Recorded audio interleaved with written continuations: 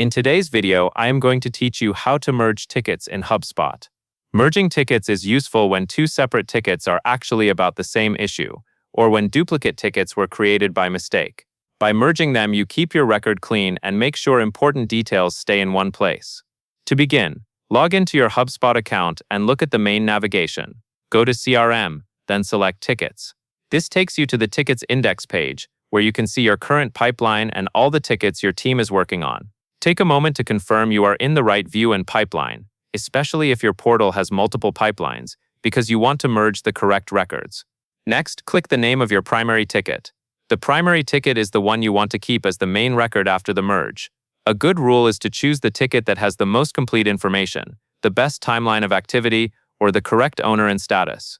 Clicking the ticket name will open the ticket record so you can view its details. Once you are inside the primary ticket, look for the Actions menu. Click Actions, and then choose Merge. This opens the Merge tool where you will choose the other ticket you want to combine into this one. Now use the search field to find the second ticket. Type part of the ticket name, ticket ID, or any identifying detail that helps you locate it quickly. When it appears in the results, select the second ticket. Before you move on, double-check that it is truly a duplicate or related ticket, because merging is meant to consolidate records and reduce confusion. Finally, click Merge to confirm. HubSpot will merge the two tickets, keeping the primary ticket as the main record.